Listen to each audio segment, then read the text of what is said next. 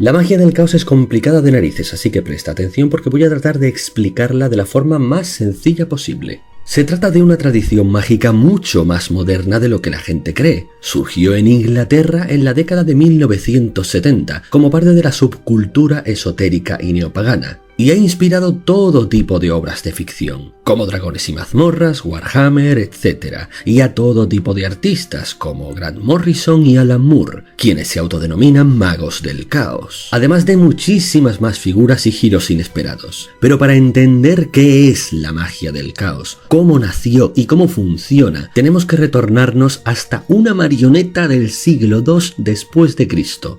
Pronto entenderás por qué.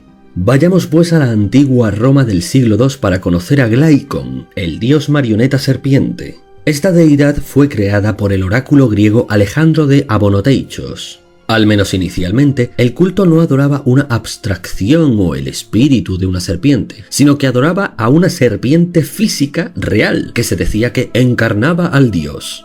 Alejandro había predicho la llegada de una nueva encarnación de Asclepio, dios de la medicina relacionado con las serpientes. Al reunirse la gente en el mercado cuando se suponía que ocurriría la encarnación, Alejandro sacó un huevo de ganso y lo abrió, revelando al dios que había dentro. Lo que mostró fue una serpiente viva con un casco o una máscara de humano o algo parecido. Día tras día fue presentando a la deidad reencarnada, que iba creciendo y al cabo de una semana ya tenía el tamaño de un hombre y rasgos más humanos en su rostro, incluida una larga cabellera rubia.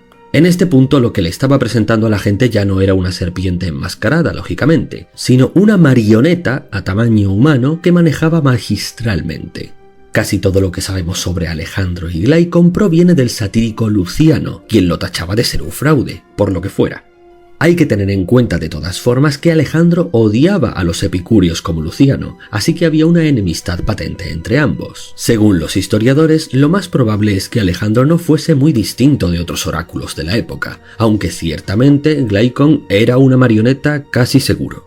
Contrario a lo que puede parecer, el culto tuvo muchísimo éxito. Posiblemente se extendió a través de Macedonia, donde había una larga tradición que relacionaba a las serpientes con poderes curativos y magia relacionada con la fertilidad. Por ello, el foco de adoración en el templo era la fertilidad. Las mujeres que se creían estériles llevaban ofrendas a Glaikon con la esperanza de quedar embarazadas. Según Luciano, Alejandro tenía formas poco mágicas de provocar embarazos entre su rebaño. El culto a Glaikon continuó extendiéndose. Por ejemplo, una inscripción de Antioquía de aquella época registra el lema «Glaikon nos protege de la nube de plaga». También en ese año el gobernador de Asia, el senador Pluvio Rutiliano, se declaró protector del oráculo de Glaikon. Y posteriormente se casó con la hija de Alejandro, mire qué casualidad. Incluso el propio emperador Marco Aurelio escuchaba las profecías de Glaikon. Hasta se acuñaron monedas con su imagen. De hecho, se ha desenterrado una estatua de Glaikon en Constanta, Rumanía, por lo que está claro que llegó lejísimos.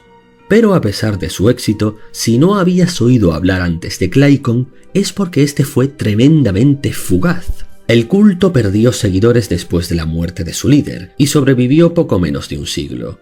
Y tú te preguntarás, ¿qué tiene que ver este dios marioneta serpiente con la magia del caos? Bien, pues cuando lleguemos hasta Alan Moore entenderás por qué. Todo este cachondeo de Glaikon podría considerarse como el primer vestigio histórico de lo que alguna vez sería la magia del caos, pero quedaría olvidado durante siglos. Ahora, si Glaikon había sido olvidado, la magia del caos necesitaría otras fuentes de inspiración que la ayudasen a nacer.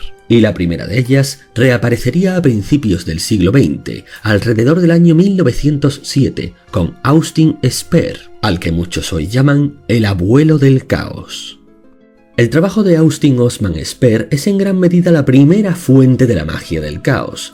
Trabajando durante casi el mismo tiempo que Spare, Aleister Crowley también se puede considerar el otro abuelo de la magia del caos por su enfoque sincrético de todas las magias y su énfasis en la experimentación y el descondicionamiento. Todo esto lo voy a repetir mucho, así que ya lo irás entendiendo. Spare fue un artista y ocultista inglés que, influenciado por el simbolismo y el Art Nouveau, desarrolló técnicas mágicas como la escritura automática, el dibujo automático y la escritura de sigilos, basadas siempre en sus propias teorías sobre el inconsciente. A pesar de su interés en el inconsciente, Esper fue muy crítico con las ideas propuestas por los psicoanalistas Sigmund Freud y Carl Jung, refiriéndose a ellos como un fraude y una basura. Tomó la idea prestada de ellos, desde luego, pero prefirió definirla y manejarla a su manera. Durante varios años, Esper escribió tomos con sus propias ideas místicas sobre el humano y el inconsciente, conectándolo con la magia y el uso de sigilos.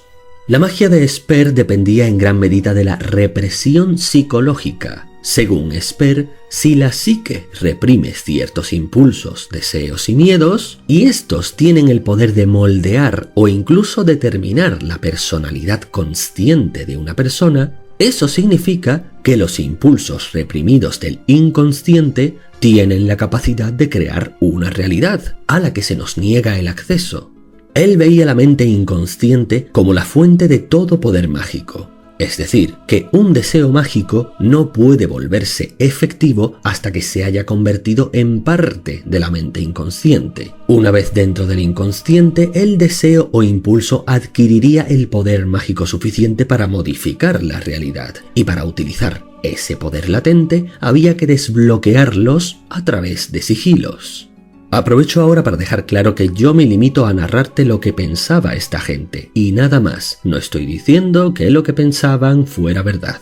Esper elaboró entonces un alfabeto de sigilos del deseo. Supuestamente contenían una profunda simbología secreta y debían integrarse en prácticas posturales similares al yoga. No fue de extrañar que su coetáneo Aleister Crowley se interesara por sus ideas. Crowley se presentó ante Esper y se convirtió en mecenas de su arte, la cual proclamaba como un mensaje de lo divino. Esper le envió varios dibujos de sigilos para su publicación en la revista esotérica de Crowley, The Equinox, y recibió el pago en forma de una lujosa túnica ritual. Además, fue invitado a unirse a la orden mágica de Crowley, la AA. Pero aunque permaneció unos años con ellos, nunca se convirtió en miembro de pleno derecho. A Esper no le gustaba el énfasis de Crowley en la estricta jerarquía, y ante este rechazo, Crowley difamó a Esper pregonando que éste solamente se había interesado en la magia negra, y que por esa razón le había impedido entrar de lleno en la orden. Esper desarrolló desde entonces una visión hostil de la magia ceremonial y de muchos de los ocultistas que la practicaban, describiéndolos como los dandis desempleados de los burdeles. Al final, el legado que dejó Esper para la magia del caos fueron su alfabeto sigilítico del deseo y su idea de una religión-filosofía por encima del monoteísmo. Y a su vez, gran parte de la filosofía del telema, la magia de Crowley, como la fusión de todo tipo de creencias distintas y la idea de la magia como algo que produce un cambio en las cosas en conformidad con la voluntad, sirvieron como el caldo de cultivo primigenio para lo que algún día sería la magia del caos. Todas ellas ideas que rescataron Peter Carroll, Ray Sherwin, Kenneth Grant, etc. Pronto les veremos.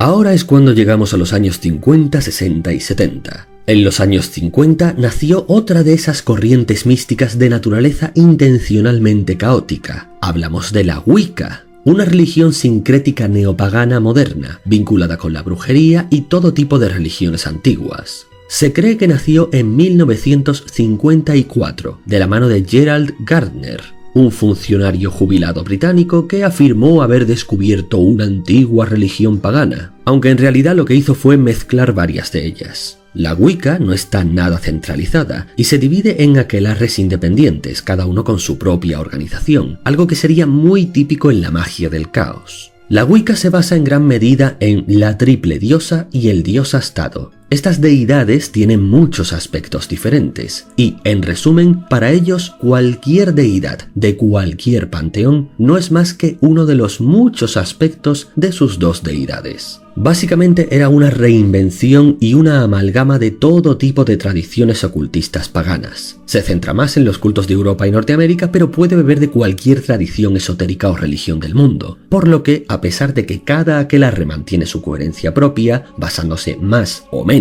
en lo escrito por Gardner, con los años ha ido evolucionando de manera cada vez más independiente y sincretista, algo fundamental para la futura magia del caos.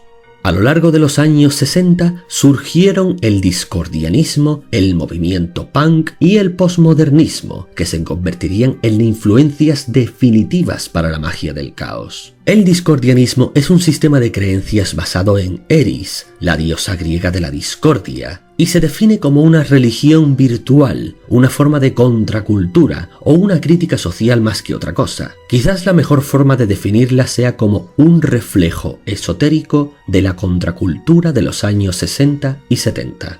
Fue fundada con la publicación en 1963 de su libro sagrado, La Principia Discordia. Hay quien considera que el discordianismo fue la primera religión virtual. Algo curioso es que en los años 2000, el motor de búsqueda de Yahoo caracterizó el discordianismo directamente como una religión parodia. Y esto provocó que muchos discordianos iniciaran una campaña para reclasificarla como religión real. Algunos porque sí que se la tomaban en serio y otros como parte del propio espíritu caótico del discordianismo.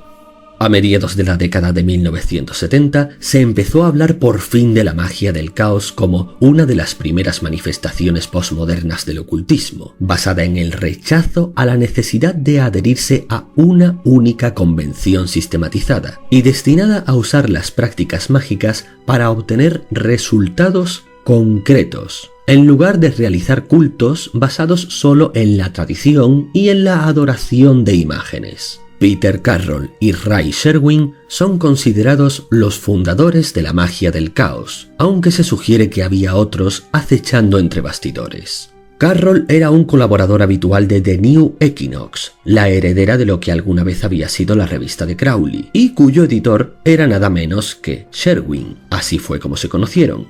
Una frase de Peter Carroll citada con frecuencia es: «La magia no se liberará del ocultismo hasta que hayamos estrangulado hasta el último astrólogo con las entrañas del último maestro espiritual». Esto no deja lugar a dudas de que la magia del caos rechaza la adoración y las ceremonias per se, y que todas las técnicas y actos mágicos que practican son para conseguir resultados.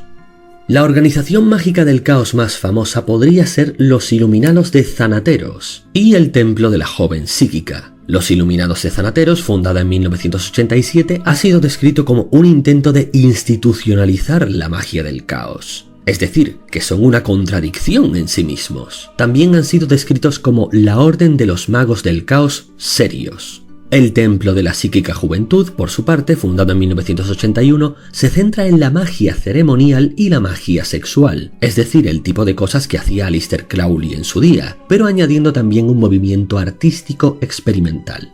Ahora que hemos llegado a los años 70, podemos ver algo que muchos estaréis esperando, el famoso símbolo del caos. Bien, pues este fue originalmente tomado de las novelas fantásticas de Michael Moorcock. Apareció por primera vez en su novela Elric de Melniboné. Esta novela de fantasía oscura gira en torno a la eterna lucha entre el caos y el orden, y para representar al caos, Moorcock creó el famoso símbolo. En una entrevista describió cómo lo diseñó. Cito textualmente: «Dibujé un cuadrante geográfico sencillo, norte, sur, este y oeste. Luego agregué otras 4 direcciones y eso fue todo. 8 flechas que representaban todas las posibilidades.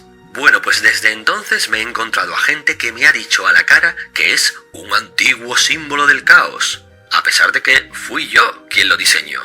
Entre los años 70 y 80, la estrella del caos se convirtió en el principal símbolo de la magia del caos. Es el símbolo oficial de los Iluminados de Thanateros y también fue adoptada por numerosos mundos de ficción. La primera aparición en un juego de rol fue en el suplemento Deities and Demigods de Dragones y Mazmorras, que por cierto presentaba dioses y monstruos de los libros de Moorcock. Posteriormente fue adoptado en Warhammer y en otros juegos, gracias a los cuales se popularizó meteóricamente. También se usó como parte de la subcultura punk y en ramas del anarquismo moderno alrededor de todo el mundo. El propio Moorcock se identificaba como anarquista, así que nada de esto le disgustó, todo lo contrario, excepto el hecho de que el símbolo había trascendido tanto que ahora el gran público de verdad creía que tenía un origen arcaico. Bien, con todo esto se podría decir que la magia del caos nació oficialmente a finales de los 70, aunque no llegaría a encontrar su apogeo hasta los 80 y 90. Las figuras fundadoras de la magia del caos creían que otras tradiciones ocultas se habían vuelto de carácter demasiado religioso, así que intentaron despojar a esta de todos los aspectos rituales, teológicos y ornamentales, para dejar atrás solamente las técnicas básicas que creían que eran la base de la magia. Según Carroll, cuando se le quita el simbolismo y la terminología locales, todos los sistemas mágicos y religiosos muestran una tremenda similitud. A medida que la magia del caos se extendía, personas ajenas al círculo de Carroll y Sherwin comenzaron a publicar sobre el tema independientemente, cosa que no les importó, todo lo contrario. Esa era la naturaleza del caos. Llegados a los años 90, la magia del caos ya no solamente utilizaba simbolismo mágico, sino también toda la simbología que quisiera de la cultura pop. Para ellos, todos los sistemas de símbolos son igualmente arbitrarios y por tanto igualmente válidos. Lo que importa es la creencia depositada en ellos. Como curiosidad, esto permitió que fuera uno de los pocos sistemas mágicos en los que se aceptaran los ritos, símbolos e ideas de los mitos lovecraftianos. ¿Era una mitología literaria? Sí, pero toda simbología, viniera de donde viniese, era válida. Llegamos por fin a la era del cómic, tal vez el mundillo que más hizo por revitalizar la magia del caos en las últimas décadas. Entre 1994 y los 2000, Grant Morrison escribió Los Invisibles para DC Comics, y el propio Morrison describía su obra como un super sigilo. Cito textualmente: "Es un modelo dinámico en miniatura del universo del mago, un holograma, un microcosmos o muñeco vudú que puede ser manipulado para producir cambios en el entorno macrocósmico de la vida real". Eso en palabras textuales de Morrison, ya tú interprétalo como quieras. Tanto Los Invisibles, obra en la que por cierto se inspiró Matrix, por no decir que casi la plagiaron, como las actividades de Morrison fueron responsables de llevar la magia del caos a una audiencia mucho más amplia, dando numerosas conferencias y a través de distintas publicaciones. Morrison argumentaba que las deidades de diferentes religiones, Hermes, Mercurio, Thoth, Ganesh, etc., no son más que diferentes glosas culturales para simbolizar grandes ideas, y por lo tanto son intercambiables, tanto entre sí como con otros iconos de la cultura popular, como Flash o Madonna. Para él, incluso los personajes públicos o de ficción habían adquirido un significado simbólico que podía inspirar lo mismo que cualquier sigilo o figura mitológica.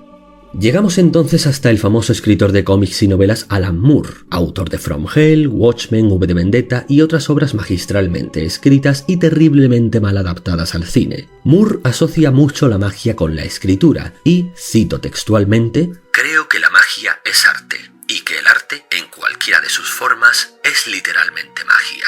El arte es, como la magia, la ciencia de manipular símbolos, palabras o imágenes para lograr cambios en la conciencia. De hecho, lanzar un hechizo es simplemente deletrear, manipular palabras, cambiar la conciencia de las personas. Y es por eso que creo que un artista o un escritor es lo más parecido en el mundo contemporáneo a un chamán".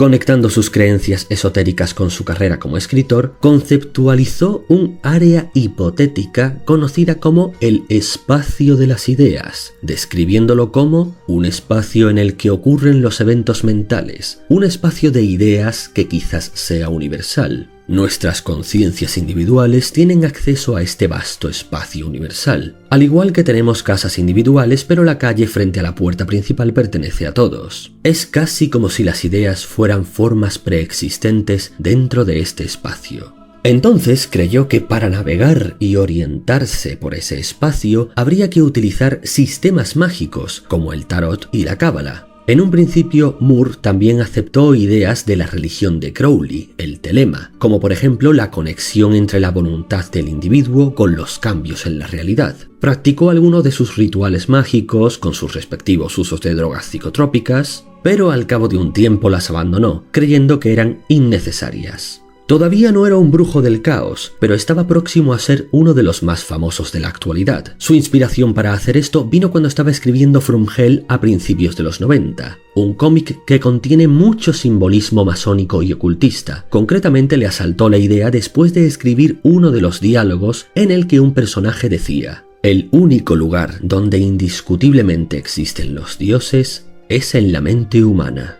Y ahora cito de nuevo textualmente a Moore: "Después de escribir eso, me di cuenta de que accidentalmente había hecho una declaración verdadera y ahora tendría que reorganizar toda mi vida en torno a ella. Lo único que parecía apropiado era convertirse en mago". Pero aunque esa fuese la inspiración inicial, realmente su conversión a brujo del caos fue bastante más cómica. Lo que pasó exactamente fue que en 1993, durante su 40 cumpleaños, se cogió una borrachera impresionante y a altas horas de la madrugada, en un éxtasis de ebriedad, declaró ante todos sus amigos y conocidos presentes que iba a convertirse en un hechicero del caos. A la mañana siguiente, cuando recordó lo que había dicho, se dio cuenta de que solamente tenía dos opciones: o quedar como un loco o quedar como un mentiroso. Así que optó por quedar como un loco y se hizo mago. Todo esto según declaraciones del propio Moore. Así es como empezó su viaje como brujo del caos, y eventualmente llegó a la conclusión de que preferiría la creencia en una deidad engañosa, porque, según dijo, es bastante poco probable que empiece a creerme que un títere serpiente creó el universo o algo por el estilo. Es decir, en parte era una sátira, en parte una metáfora, y en parte una forma de mantener los pies en el suelo y no irse a volar a Marte con sus elucubraciones mágicas. Así, Moore rescató de los abismos del tiempo a Glaikon y lo tomó como su deidad principal. Pero Moore estaba totalmente de acuerdo con Luciano en que Glaikon era un completo engaño. El mero hecho de que Glaikon fuera una farsa fue suficiente para convencer a Moore de dedicarse al señor escamoso, porque, como sostiene Moore, la imaginación es tan real como la realidad. Actualmente Moore tiene un altar a Glaikon en su casa, y debido a su gran popularidad y su habilidad como divulgador de la magia del caos, Glaikon resurgió del olvido para convertirse en una de las deidades más referenciadas por los cultistas del caos. Pero ya no como un símbolo de fertilidad o como un objeto de adoración, sino como una aceptación completa de que era un títere, un completo fraude. Esto como forma satírica de negar la existencia de una deidad central y místicamente revelada, y a la vez una forma simbólica de abrir la puerta a que las deidades y su impacto en el mundo real dependen exclusivamente de la imaginación humana. Uno de los principios de la magia del caos. Bien, y visto ya de dónde surgió y cómo fue construida la magia del caos hasta hoy, te estarás preguntando: sí, todo eso está muy bien, pero ¿qué es exactamente? ¿Cuáles son sus hechizos o rituales? ¿Cuáles son sus creencias? Bueno, pues en parte ya te lo he estado contando a través de su historia, si prestaste atención. Pero ahora vamos a ver más concretamente sus creencias y prácticas. ¿Qué es la magia del caos? La magia del caos predica que la esencia de la magia es que las percepciones están condicionadas por las creencias y que el mundo tal como lo percibimos puede transformarse cambiando esas creencias. Por eso los magos del caos tratan las creencias como meras herramientas, a menudo creando sus propios sistemas mágicos y mezclando cosas tan diferentes como magia práctica, física cuántica, teoría del caos y anarquismo. Es decir, que la magia del caos rechaza la existencia de una verdad absoluta y ve todos los sistemas mágicos como símbolos arbitrarios que solamente son efectivos gracias a las creencias del practicante, pero que no tienen ningún valor por sí mismos. En la magia del caos se aceptan los símbolos de la cábala, el sistema enoquiano, la astrología, el I Ching y cualquier otro sistema, tratándolos como alfabetos o mapas que pueden manipularse sin distinciones para lograr los objetivos del mago. ¿Confuso? Bueno, sigamos viendo más a ver si logro hacerlo entender mejor. El ocultista Phil Hine, por ejemplo, explicaba que el ego es una ficción de identidad que se mantiene a sí misma perpetuando las distinciones de lo que soy y lo que no soy, lo que me gusta y lo que no me gusta, mis creencias políticas, religión, género, subcultura, etc. La tarea principal de un mentor del caos es descondicionar completamente al aspirante a mago de la red de creencias y ficciones sobre uno mismo, la sociedad y el mundo. De este modo, uno llegaba a liberarse psíquicamente. Pero todo esto sigue siendo muy abstracto. Veamos algunas de las técnicas que utilizan los magos del caos. Actualmente la mayoría han rechazado los místicos rituales de la magia ceremonial tipo Crowley, y normalmente se basan en prácticas filosóficas y artísticas, por ejemplo, la técnica del cut-up. Esta es una práctica literaria de aleatoriedad. Lo que se hace es tomar un texto escrito y luego cortarlo y reorganizarlo, a veces al azar y a veces siguiendo algún sistema matemático hermético o guiándose por reacciones instintivas inspiradas tras haber profundizado en simbología mágica o con el uso de alguna sustancia. El objetivo, después de algunos intentos, es haber creado un texto nuevo a partir de un semi-azar, es decir, un texto escrito por el caos. La misma técnica también se puede aplicar a otros medios, como películas, fotografías, grabaciones de audio, etc. A veces, tras muchos intentos, sale algo con sentido, y otras veces sale una fantochada pretenciosa y absurda con una bonita etiqueta de arte, entre comillas. Depende de la seriedad con la que se lo tome el autor de turno. Algunos de los magos del caos, como Burroughs, que pertenecía a los Iluminados de Thanateros, están convencidos de que los cortes no tienen fines artísticos, sino que pueden ser usados para la adivinación y otras prácticas más místicas, ya que permiten al usuario romper las barreras que rodean la conciencia, dejando actuar a su sabio y caótico inconsciente. Como ves, no hay una sola línea de pensamiento en la magia del caos, sino que existen unos preceptos generales que cada mago o practicante interpreta a su criterio, unos más artísticos y otros más místicos. David Bowie, sin ir más lejos, a veces usaba la técnica del cut-up para espolear su creatividad.